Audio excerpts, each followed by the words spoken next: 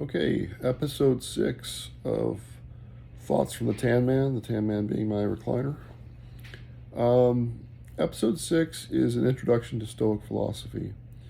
So it's not necessarily the case that a person that's following my system of transformation has to adopt Stoic philosophy or become a practicing Stoic like I am.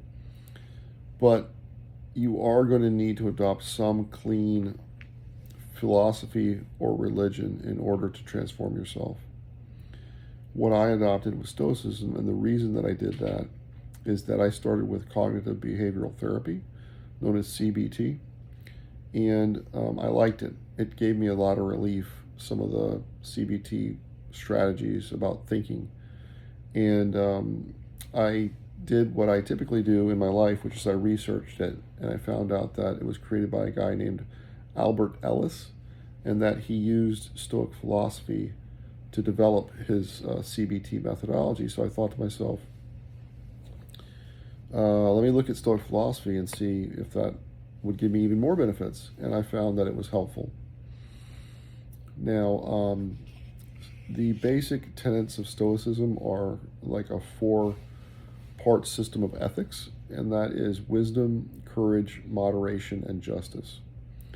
But to get into it, I think the most important thing to understand is that a Stoic divides the world into two categories: things that the Stoic has 100% control over, and things that the Stoic does not have 100% control over.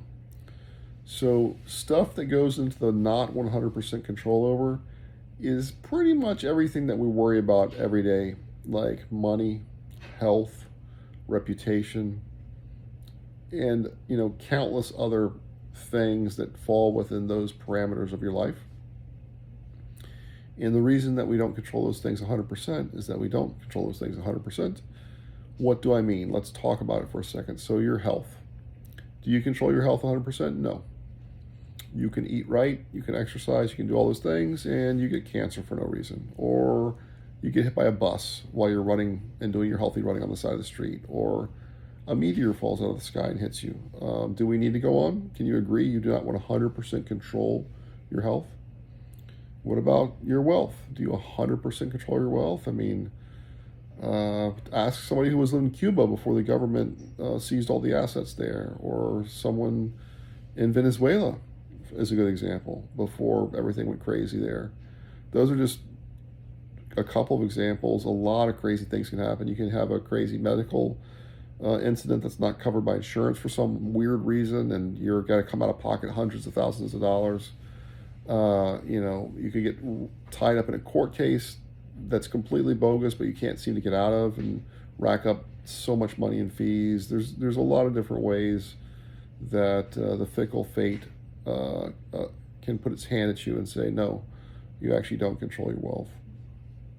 And of course, reputation. I mean, how many people have had their reputation ruined by, for example, a false accusation of, a false accusation of child abuse? That's a good one. Imagine what would happen to your life if someone came forward and made some sort of false allegation against you. I mean, have you ever in your entire life been alone with a child? Imagine what could happen to your life with that, to your reputation. I mean, so, you don't control these things 100%. And the foundation of Stoicism is to recognize that. And the way the Stoic recognizes that is they choose to focus the efforts of their life onto the areas of their life where they do have 100% control, because as a matter of ethics, if you think about ethics, like how you judge a person's, ethical character, it doesn't really make sense to judge it based off something that they don't control, but it does make sense to judge their ethical character off of the things that they do have 100% control over. So what are those things? Again, they're wisdom, courage, moderation, and justice. So let's talk about those things for a second. Wisdom is the recognition that you don't control things. And so, for example, if someone were to surgically attach a stone to my back, a 40-pound stone, surgically attached to my back, such that there was no way for me to be able to remove the stone, in theory, I wouldn't control the fact that this stone is there, right? Because it can't. They did this to me. I can't be removed. I got this stone on my back. But what I do 100% control is how I choose to view that event in my life.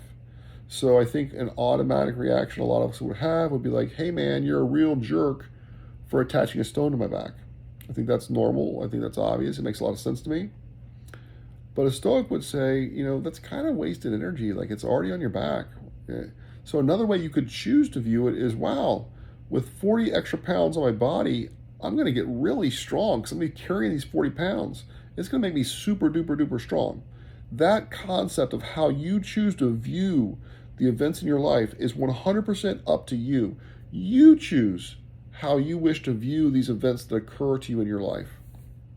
Now, of course, there's always going to be like a very tricky, very delicate balance between something that happens to you and you have no control over, and something that you can fight like the devil not to have happen to you. So there's going to be that gray zone, and part of the practice of being a Stoic is operating within that gray zone, and understanding when you need to flip that switch from something that you can fight against versus something you just need to accept and go with as best you can. The Stoics have a concept of a dog tied to a cart.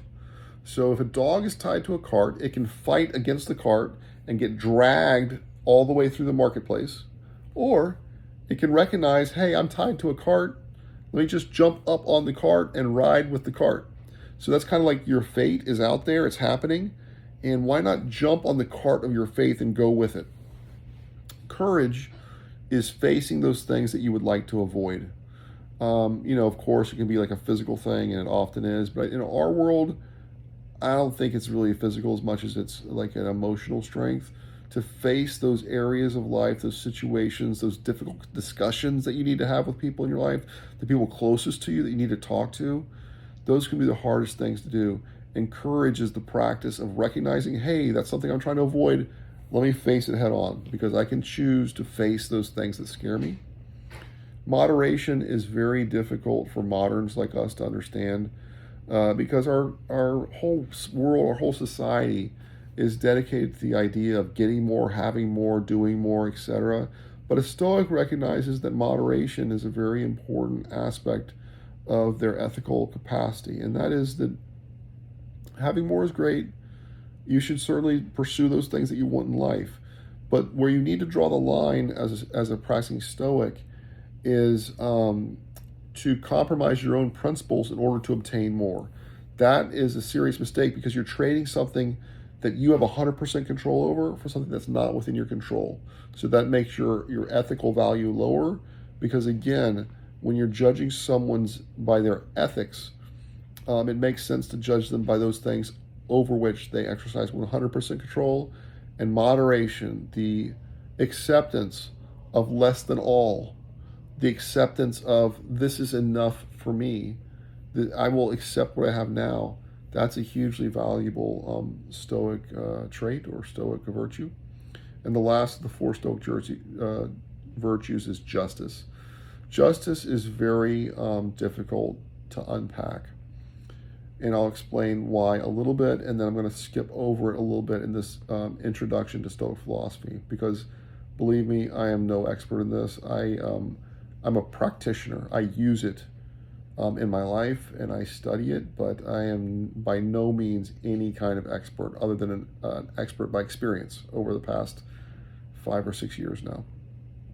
So justice, obviously, if someone, for example, steals something from you, it would be just not only to get that back from them, but maybe for them to pay you the value of it on top of getting it back, like an eye for an eye.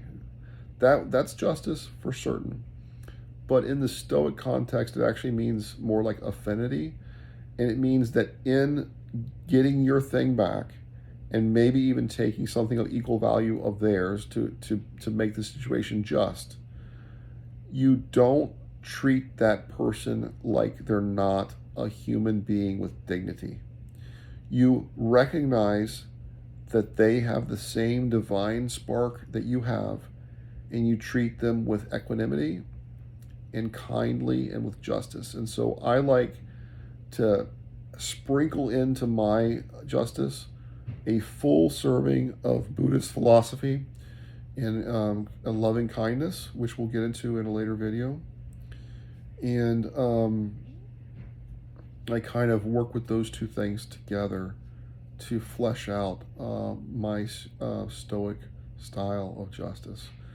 That's a brief introduction to Stoic philosophy. The next video, in episode 7 of my transformational system, I'm going to give you some daily thoughts, some daily beliefs that you can use to start ferreting out these old beliefs. Because the reason you're learning, the reason I learned the Stoicism, and the reason that someone following this transformational system would benefit from Stoicism is it helps you start to distinguish between healthy thoughts and unhealthy thoughts. So here's an unhealthy thought, for example.